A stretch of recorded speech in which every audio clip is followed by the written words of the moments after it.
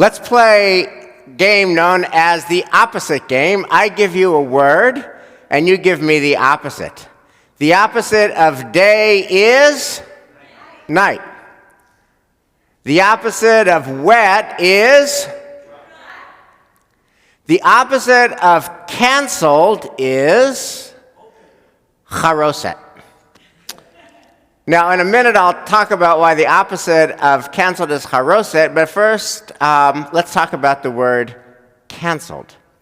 The word canceled seems to be the verb of the season, both in the Jewish world and in the world at large. Things are just canceled. So, March Madness was canceled. High school graduations, college graduations, professional school graduations are canceled. And then canceled has a first cousin that is more benign seeming, which is postponed. Postponed sounds nicer than canceled. But the truth is, the practical effect of postponed is often the same as canceled. Let's say you have kids at home and their school is postponed. The week of class that they don't have is a week of class that's not coming back. So, it may well be that canceled and postponed are absolutely the right call. They're appropriate, they save life, it's what we need to do. But it is also true that when the things that we love get canceled, when our culture gets canceled, when a kid who's graduated high school or graduated college or graduate school, their ceremony is canceled, that dampens the spirit. So now we need to talk about what is the opposite of canceled. And the opposite of canceled is charoset. So charoset, as you know, is this paste made out of fruit and nuts, and we eat it at our Seder tables on Wednesday and Thursday night. And the usual explanation for charoset is that it is a symbol of bondage. It's the mortar that bound the bricks that the Israelites used to make the pyramids. Charoset equals bitter bondage. That's the traditional move. But there is a counter-narrative about the meaning of charoset. I always loved it, but I never got it. I never got it deeply. I never lived it until now. Here's the counter-narrative about charoset. It is that at the time of the bondage, Israelite men just found that their love of life got canceled. And their feeling of joy was canceled, and their hope for the future was canceled. And as a result, Israelite men lost interest in their wives, and lost interest in their lives, and lost interest in having any family. All that was good got canceled. And the Israelite men would say, at the end of the day, no, I'm going to sleep. Leave me alone. But the Israelite women did not leave them alone. Instead, according to this midrash, the Israelite women seduced their husbands under the shade of an apple tree. And under that shade, and with those apples, and with those moments that were created, the Israelite women were able to persuade their husbands to give life a chance again, to bring a new generation into the world, so that the Jewish people could continue. Now, I always heard that midrash, but this season made me delve more deeply into what were those Israelite women thinking when they seduced their husbands under the shade of an apple tree. Were they thinking that the world was going to change? Were they thinking that they were going to get rid of slavery, they were going to end slavery? Were they thinking that their children would be born free? And the answer to all those questions has to be no, because slavery lasted for 430 years, meaning that when the Israelite women were seducing their recalcitrant husbands under the shade of those apple trees, these women knew the world would not change.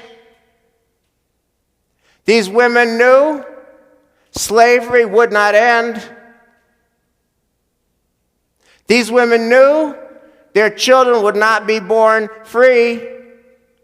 These women knew that their children were going to be slaves and that slavery would continue and the world would continue as it is, and still they brought children into the world anyway.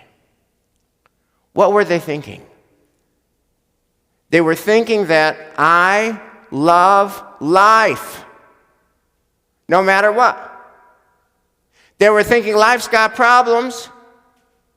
They were thinking a lot of these problems aren't fixable. But you know what? I believe in life. I love life. I love future. I love life so much. I want to share it with the next generation. I want to bring children into this very imperfect world, because life is so beautiful and life is so worthy. That is the resilience of the Israelite women. That is why Charoset is made out of apples, because Charoset is not only bitter bondage and mortar and bricks. Charoset is apples and resilience and the absolute refusal to ever give up on life. That's why Charoset is the opposite of canceled. Now we need to channel the resilient spirit of those Israelite women today. When we wake up in the morning and listen to the news, and it's another news day of hard stories on health and hard stories on wealth and grim statistics, we need an apple in our charoset. And when we wonder and worry about the uncertainty, how long, Lord, how long will this last? When will this end? How will it end?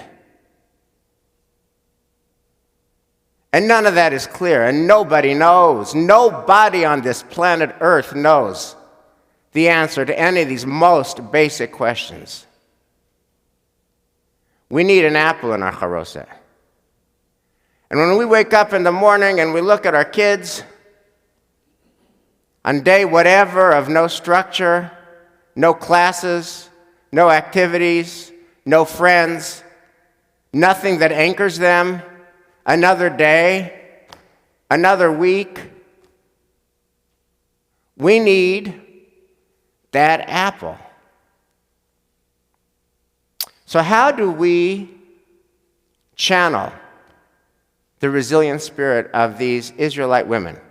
So the first answer of what that kind of resilience looks like in our time, and we see it every day, are the doctors and nurses and medical care professionals. A lot is said about them, but I had a conversation that just brought this home very dramatically.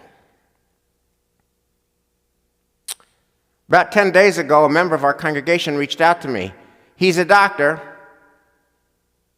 He's in our pews every Shabbos. He's not an epidemiologist. He's not an infectious disease doctor. He's not an intensive care specialist. He's not a critical care specialist. He's not an ER, emergency room doctor. He's a doctor with a specialty in another field that does not have a particular COVID-19 connection. And he reached out to me because his hospital was inviting all doctors, all hands on deck, all nurses, all medical care professionals to come to work and report to a COVID-19 floor. 100% of the patients were COVID-19. And he said, yes, send me. He's going. He's leaving his wife, saying goodbye to his 3 kids. And he's going where angels dare not tread. I think about all the precautions that all of us who aren't in the medical field take. The gloves we wear, the masks we wear, the bleach and the wipe, and God forbid we should go anywhere near anywhere that was touched. And that's appropriate. What kind of person goes directly to the source of it all to treat them, to volunteer, to say yes? That's the courage of the Israelite women.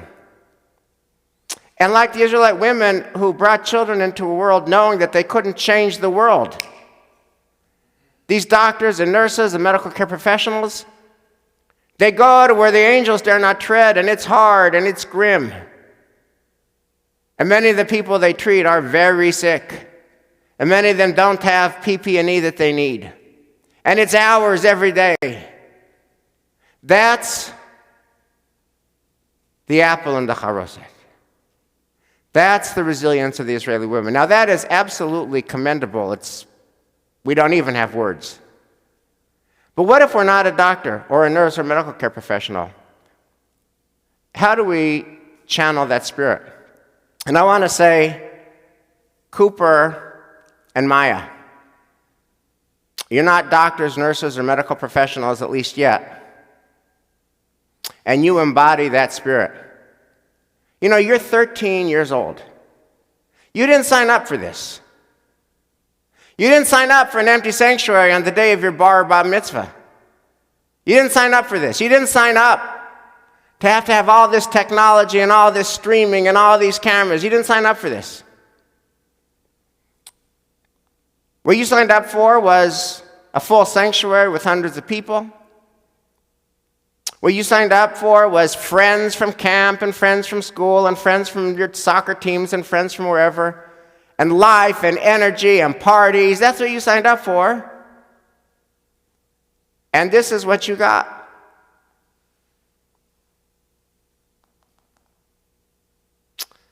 Alyssa, Maya's mom, shared that when they were thinking about this weekend, they invited and ordered Maya's favorite cake, which is a red velvet cake. Mr. Baker, that first weekend in April, can you bake us a red velvet cake for 250 people? Mr. Baker, need to revise the order. Can you make us a red velvet cake for 100 people? Mr. Baker, 50 people. Mr. Baker, 25 people. Mr. Baker, can you make us a red velvet cake for 10 people? Mr. Baker, can you make us a red velvet cake for 4 people? And last night, Dan and Alyssa and Nate and Maya, they ate red velvet cake for 4 people. But the story this weekend is not the red velvet cake order. The story this weekend, as everyone who spoke shared, is how both Cooper and Maya are centered, they are grounded, they are unflappable, they are imperturbable. Of course, anyone would love red velvet cake.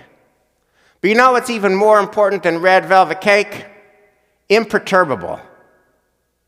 You know what's even more important than red velvet cake? Unflappable. You know what's even more important than red velvet cake? Strong. And with that kind of core, you're going to go anywhere and do anything in life, no matter what. That is the spirit of those Israelite women, seducing their disgruntled husbands under the shade of an apple tree. Those women teach us that when life confronts us with radical uncertainty, we respond with radical resilience. When life gives us canceled, we make Charoset, and we put an apple in it. Maya and Cooper, we love you, and thank you for being such inspiring leaders of our people. Shabbat Shalom.